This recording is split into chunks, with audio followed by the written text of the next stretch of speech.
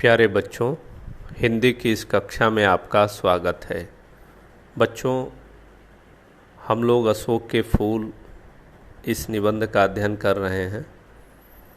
आज यह निबंध पूरा हो जाएगा, तो आइए चलते हैं, इसके शेष अंश को पढ़ते हैं।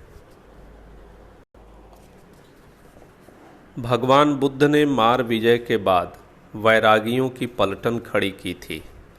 असल में मार मदन का भी नामांतर है। कैसा मधुर और मोहक साहित्य उन्होंने दिया, पर न जाने कब यक्षों के वज्रपाणि नामक देवता इस वैराग्य प्रवण धर्म में घुसे और बोधिसत्वों के शिरोमणि बन गए। फिर वज्रयान का अपूर्व धर्म मार्ग प्रचलित हुआ। त्रिरत्नों में मदन देवता ने आसन पाया। वह एक अजीब आंधी थी। इसमें बौद्ध बह गए, शैव बह गए, शाक्त बह गए। तो बच्चों, इन पंक्तियों में हजारी प्रसाद द्विवेदी जी ने उस ऐतिहासिक परिवर्तन की ओर संकेत किया है जो बौद्ध धर्म में उपस्थित हुआ था, या फिर जो शैव थे, शाक्त थे, या और भी जो धर्म थे, जैसे जिनमें वैराग्य की जो भूमिका बहुत ज़्यादा थी, उस वैरागी प्रवृत्ति में जो परिवर्तन हुआ उसके बारे में यहाँ पर उल्लेख कर रहे हैं। तो कह रहे हैं कि भगवान बुद्ध ने मार विजय के बाद, मार विजय का अर्थ क्या है बच्चों? कामदेव पर विजय पाकर, माने अपनी काम भावना पर विजय पाकर उन्होंने वैराग धारण किया और अपनी ही तरह अनेक वैरागियों को अपना शिष्य बनाया। तो उसी विषय में यहाँ है कि भगवान बुद्ध ने मार विजय के बाद वैरागियों की पलटन खड़ी की थी। पलटन माने एक बड़ी जमात या एक बड़ी संख्या। असल में मार मदन का भी नामांतर है। मार का अर्थ है मदन अर्थात कामदेव। कैसा मधुर और मोहक साहित्य उन्होंने दिया, और इस तरह से वैरागी जीवन जीते हुए उन्होंने बौद्ध धर्म के अंतर्गत अनेक महान साहित्यों का आविर्भाव किया, उसने उनका प्रणयन किया, उपदेश दिया, तो वो हम देखते हैं। पर न जाने कब यक्षों के वज्रपाणि नामक देवता इस वैराग्य प्रवण धर्म में घुसे। अब यक्षों के वज्रपाणि नामक देवता बौद्ध धर्म में घुसे। बौद्ध धर्म में प्रवेश पाने का आशय क्या है कि जो यक्षों की विशेषता रही है वह विशेषता बौद्ध धर्म में भी प्रवेश कर गई। और एक बौद्ध भी एक बोधिसत्व हैं, उनका भी नाम संभवतः वज्रपाणि है। तो इस तरह से वज्रपाणि यक्षों के देवता हैं और वे बौद्ध धर्म में प्रवेश उनका होता है, अर्थात यक्षों की जो विशेषता है वह बौद्ध धर्म में प्रविष्ट हो गई, वह चली आई। और इससे क्या हुआ कि वज्रयान का अपूर्व धर्म मार्ग प्रचलित हुआ। वज्रयान का, तो बौद्ध धर्म में आगे बौद्ध धर्म वज्रयान में रूपांतरित हो गया। बौद्ध धर्म की एक शाखा वज्रयान थी। तो वज्रयान में कह रहे हैं कि वज्रयान का अपूर्व, माने उसके पहले ऐसी शाखा नहीं थी, या बौद्ध धर्म में ऐसी विशेषता नहीं आई थी। वह वज्रयान का अपूर्व धर्म मार्ग प्रचलित हुआ। अब वज्रयान में बच्चों यह तांत्रिक साधना, तंत्र मंत्र आदि पर आधारित साधना वाली पद्धति को अपनाने वाले जो संत या ऐसे साधक थे, वे वज्रयानी कहे जाते थे। वज्रयान में की जो मूल धारणा थी वह निर्वाण के स्वरूप को लेकर थी। निर्वाण को वज्रयानी अभाव युक्त नहीं मानते हैं, अपितु निर्वाण को आनंद युक्त मानते हैं, जो बौद्ध धर्म के मूल सिद्धांत से थोड़ा हटकर है। इसीलिए उन्होंने मध्य मांस, मीन, मुद्रा और मैथुन, इन पंच मकार वाले जो तत्व हैं उनको स्थान दिया अपने साधना पद्धति में। तो उनके लिए ऐसी कोई निषिद्धता नहीं थी, वैराग्य की कोई ऐसी व्यवस्था नहीं थी। उन्होंने आनंद पाने का जो भी कार्य किया उसे मोक्ष से जोड़ दिया। कह रहे त्रिरत्नों में मदन देवता ने आसन पाया। तो त्रिरत्न बौद्ध धर्म में क्या है बच्चों? तो बुद्ध, धम्म और संघ, ये त्रिरत्न है बौद्ध धर्म में। तो कह रहे हैं कि त्रिरत्नों में मदन देवता ने आसन पाया, अर्थात मदन देवता अर्थात काम भावना बौद्ध धर्म में प्रवेश कर गई। तो जो वैराग भावना पर आधारित धर्म था उसमें काम भावना का प्रवेश हो गया और इस तरह से बौद्ध धर्म में अपूर्व परिवर्तन उपस्थित हो गया, बौद्ध धर्म परिवर्तित हो गया। तो मैंने पिछले वीडियो में आपसे बताया था कि परिवर्तनशीलता यही एक ऐसी चीज़ है कि जो पूरा इस निबंध में आप देखते चले आए हैं। हमारी रुचि में परिवर्तन हो रहा है, हमारे विचारों में परिवर्तन हो रहा है। तो उसी विषय में यहाँ भी वही उल्लेख किया गया, उसी का यहाँ पर कह रहे हैं कि वह एक अजीब आंधी थी, बौद्ध बह गए, शैव बह गए, माने बौद्ध भी टिके नहीं रह पाए, उस काम भावना में बह गए, काम भावना प्रवेश कर गई उसमें, और उनकी जो मूल जो धारणा थी, जो मूल सिद्धांत थे, उनमें परिवर्तन हो गया। शैव जो शिव की उपासना करने वाले जो अनुयायी थे उनके वे शैव कहे जाते हैं, और जो शिव की शक्ति की उपासना करने वाले थे उन्हें शाक्त कहा गया। तो ये अनेक संप्रदाय ऐसे थे, धार्मिक संप्रदाय। तो ये सब, इन सभी संप्रदायों में काम भावना प्रविष्ट कर गई। उन दिनों श्री सुंदरी साधन तत्पराणाम योगस्य भोगस्य करस्थ एव की महिमा प्रतिष्ठित हुई, अर्थात काम और भोग और योग दोनों को महत्व दिया जाने लगा और स्त्रियों को निषिद्ध नहीं समझा गया और उनको भी साधना में उनका भी रहना या उनकी जो आवश्यकता है उसे महसूस की गई। काव्य और शिल्प के मोहक अशोक ने अभिचार में सहायता दी। काव्य और शिल्प के मोहक अशोक ने, काव्य में आपने देखा कि कालिदास के काव्य में अशोक का आगमन होता है, शिल्प में भी वह दिखाई पड़ता है जो मूर्तियां हैं उनके साथ। तो कह रहे हैं कि काव्य और शिल्प के मोहक अशोक ने अभिचार में सहायता दी। अब अशोक उसी काम भावना का प्रतीक है, तो अभिचार में इस तरह के जो काम भावना युक्त कार्य थे, इन धर्म जो अनुयायी थे उनके द्वारा जो किए गए, उनमें वह अशोक ने सहयोग किया। अर्थात अशोक यहाँ उसी कामदेव या काम भावना का प्रतीक है। मैं अचरज से उस योग और भोग की मिलन लीला को देख रहा हूँ। यह भी क्या जीवनी शक्ति का दुर्दम अभियान था? कौन बताएगा कि कितने विध्वंस के बाद इस अपूर्व धर्म मत की सृष्टि हुई थी। अब यह जो पहली बार यह धर्म मत यहाँ पर आया था, तो वह कह रहे हैं कि कितने विध्वंस के बाद, माने कितने सिद्धांत विचार, कितने ऐसे धर्म और उनके अनुयायी आए चले गए, अर्थात इस तरह का कितना परिवर्तन हुआ उसके बाद इस तरह का जो धर्म मत था वह पैदा हुआ, जिसमें काम भावना को भी स्थान दिया गया। उसके पहले क्या था? तो मानव यहाँ का जो साधक था वह इस अपने इंद्रिय विजय, काम विजय, इसी पर आधारित होकर वह अपनी साधना को आगे बढ़ाता था। लेकिन यह एक अलग प्रकार का परिवर्तन था जिसमें हमने बताया मद्य, मांस, मीन, मुद्रा और मैथुन, इनको स्थान मिला हुआ था। अशोक स्तवक का हर फूल और हर दल इस विचित्र परिणत की परंपरा ढोए जा रहा है।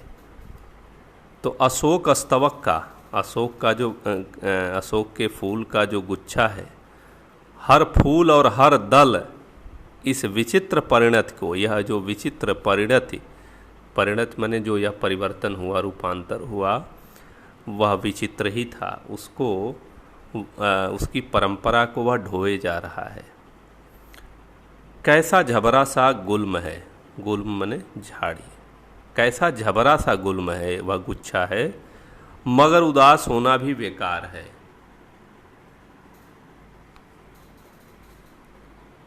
कह रहे हैं कि कैसा झबरा सा गुल्म है, उसके बाद बच्चों मगर उदास होना भी बेकार है।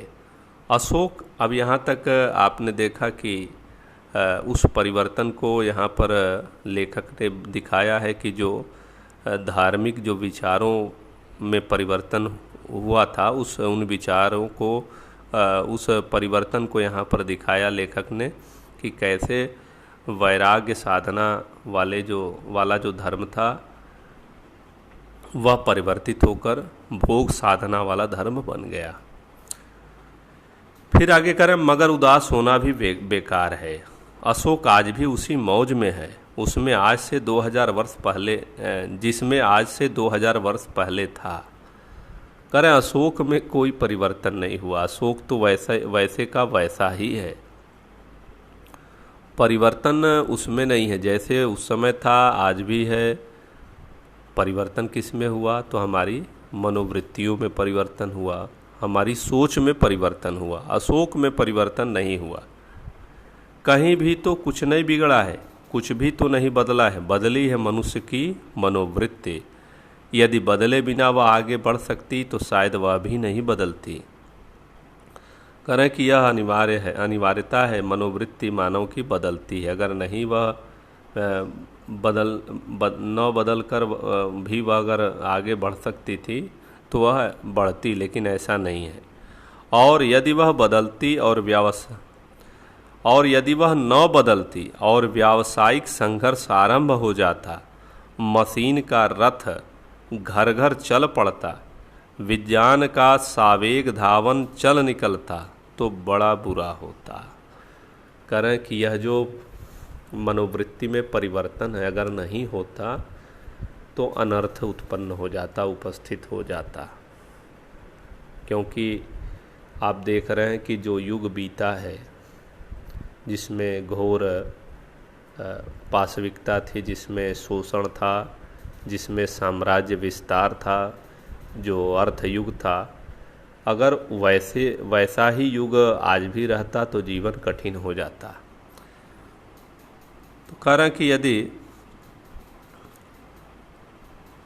व्यावसायिक जो परिस्थिति उत्पन्न की गई थी विज्ञान के विकास के साथ, जो औद्योगिक क्रांति हुई थी उसी के साथ जो परिस्थिति बनी थी, तो यदि उस परिस्थिति में जीवन स्थिर हो जाता तो आज उसमें भयंकर व्यावसायिक संघर्ष होता। जैसे आप देखते हैं कि उस कालखंड में कितना व्यावसायिक संघर्ष हुआ, अंग्रेज, फ्रांसीसी, पुर्तगीज, ऐसे जो आपस में उनके संघर्ष हुए, तो कह रहे हैं कि वह संघर्ष होता। और यदि इसके बाद विज्ञान का मशीनी रथ अपने पूर्ण घर घर नाद के साथ अपनी पूरी गति से दौड़ने लगता तो आज बड़ी विकट समस्या उत्पन्न हो जाती, क्योंकि वह संघर्ष किसी का भला नहीं करता, पूरी मानवता उसमें नष्ट हो जाती। लोगों के हाथों का रोजगार छिन जाता, केवल मुट्ठी भर लोग जो मशीन के संचालन में कुशल होते सर्वसंपन्न होते और शेष संपूर्ण समाज दीनहीन अवस्था में होता। लेकिन ऐसा नहीं हुआ। अगर मनोवृत्ति नहीं बदलती तो यह परिवर्तन नहीं होता और जीवन कठिन हो जाता। तो यह परिवर्तन एक आवश्यकता है, यह ज़रूरत है जीवन के लिए और यह होना ही चाहिए। फिर आगे कह रहे हैं कि हम पिस जाते, अच्छा ही हुआ जो वह बदल गई। पूरी कहाँ बदली है, पर बदल तो रही है। अशोक का फूल तो उसी मस्ती में हंस रहा है, पुराने चित्त से इसको देखने वाला उदास होता है। करें कि अगर परिवर्तन नहीं होता तो हम पिस जाते, अच्छा ही हुआ कि वह जो मनोवृत्ति थी बदली, सोच बदली लोगों की, लेकिन पूरी नहीं बदली है, बदल रही है। अशोक का फूल तो उसी मस्ती में हंस रहा है जैसे वह 1000 वर्ष पूर्व हंस रहा था। पुराने चित्त से इसको देखने वाला उदास होता, लेकिन जो व्यक्ति उसी समय को से एकदम डूब कर उससे आसक्त होकर सोचेगा जो पुरानी चीज़ें हैं, तो उसके मन में उदासी का भाव अवश्य आएगा। तो कह रहे हैं पुराने चित्त से इसको देखने वाला उदास होता है, वह अपने को पंडित समझता है, वह अपने को पंडित समझता है। पंडिताई भी एक बोझ है, जितनी ही भारी होती है उतनी ही तेज़ी से डुबाती है। तो कह रहे हैं कि ऐसे लोग जो पुरानी चीज़ों के विषय में ज़्यादा सोचते हैं और उसके विषय में वे मानते हैं कि वे ज़्यादा जागरूक हैं, सक्रिय हैं, वर्तमान पीढ़ी से वह श्रेष्ठ हैं, तो यह उनका भ्रम है। ऐसा बहुत अच्छा नहीं है, क्योंकि ऐसी भावना कहीं से भी उनके लिए या शेष समाज के लिए ठीक नहीं है। जब वह जीवन का अंग बन जाती है तो सहज हो जाती है, तब वह बोझ नहीं रहती। वह उस अवस्था में उदास भी नहीं करती। कहाँ अशोक का कुछ भी तो नहीं बिगड़ा है, कितनी मस्ती में झूम रहा है। कालिदास इसका रस ले सके थे अपने ढंग से, मैं भी ले सकता हूँ अपने ढंग से। उदास होना बेकार है। कह रहे हैं कि ऐसे अतीत जीवी अपने को पंडित समझते हैं और पंडिताई एक बोझ है, क्योंकि इसको बोझ इसलिए कहा गया है कि जीवन की समस्याओं को यह सुलझाने में सहायता करने की अपेक्षा एक उलझन पैदा करती है। पांडित्य की गंभीरता को ओढ़कर मनुष्य जल्दी ही डूबता है। कबीर ने भी कहा है कि हल्के बनोगे तो तैरते रहोगे, भारी बनोगे तो जल्दी डूबोगे, कहीं पता नहीं चलेगा।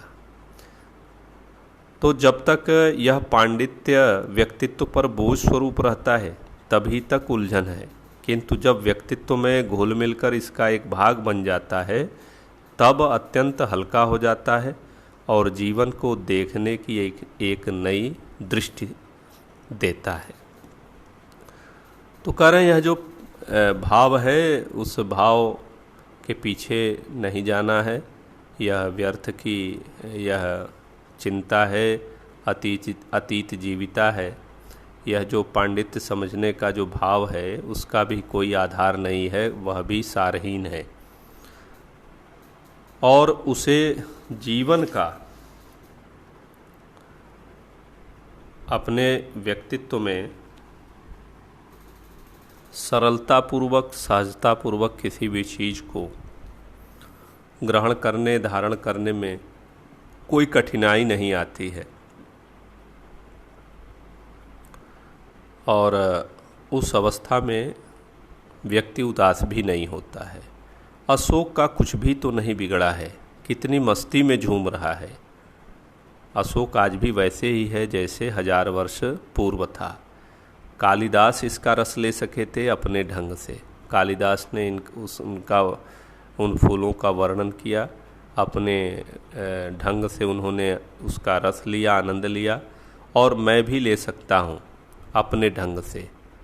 उदास होना बेकार है। तो इस तरह से लेखक पूरे इस निबंध में जो अशोक के फूल को लेकर अपनी जो यात्रा प्रारंभ की और यहाँ जो अपनी बात पूरी कर रहा है, तो वह सार रूप में यही बताना चाहता है कि यह जो परिवर्तन होते चले गए, जिन्हें हम बहुत अच्छा मानते हैं या जिसके प्रति हम बहुत उसके प्रति हमारा जुड़ाव रहता है, हम चाहते हैं वही स्थिति बनी रहे, तो ऐसा सोचना बिल्कुल व्यर्थ है। यह परिवर्तन शाश्वत है। परिवर्तन ही क्या है? जीवंतता है, और यह परिवर्तन होता रहेगा, होता रहना चाहिए। अन्यथा क्या होगा? तो वही जो ऊपर के अनुच्छेद में बताया कि बड़ा बुरा होता, माने वह कहीं से भी हमारे लिए सही नहीं होता। हमारी मनोवृत्तियों को बदलना ही चाहिए, परिवर्तन होना ही चाहिए। तो बच्चों, इस तरह से यह निबंध पूरा हुआ। धन्यवाद।